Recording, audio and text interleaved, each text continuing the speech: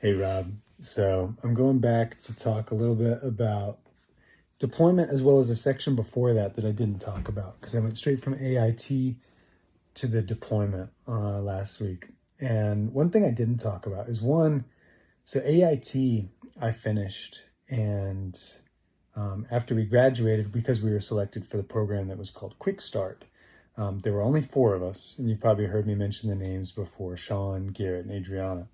I didn't know them really at all at the time. I knew their names because we had class A and class B. I don't remember if I was A or B, but I was not in the one with them. So we were like the same grade, if you will, but we didn't interact much on a daily basis aside from just showing up at formations.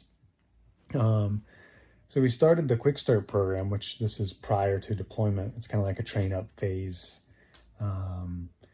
And the big point that I want to make here is just that was one of the most blessed decisions that I made throughout my military career.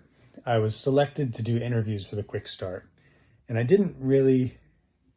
was interested in it, I was curious about it, but I was way more serious about going to DLI and studying Chinese. And the interview went well, and at one point during the interview, they actually asked me, they had asked me what some of my big things that I want to accomplish were, in DLI was one of them. And one of their big questions was, well, hey, if this deployment were to make it to where you could not go to DLI, would you still want to go on this deployment? And I basically told them, like, my gut immediate reaction is no, but I'd want to think on it. And then after the interview, they basically said, hey, we loved your responses, everything about it, except for your indecision on whether you want to go or not. So we'll give you till Monday and you can make a choice, because you're welcome to go on a deployment if you'd like to. And I'm so glad I did. Skipping way forward, this is post-deployment now. DLI actually was taken away from me. This will be probably next episode where I studied Chinese for a while. But Adriana, one of the friends that I mentioned, fought tooth and nail, not just for me, but for her, and for, I think Sean might have been wrapped up. But basically, she was fighting for both of us. I can't remember if Sean and Garrett had the issue as well.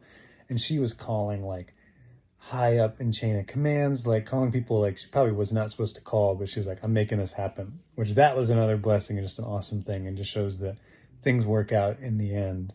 But I'm so glad I chose to go on that deployment, because that and the Quick Start program leading up to it is where I met some of my best friends in my life, like by far. Like, I love those people to death.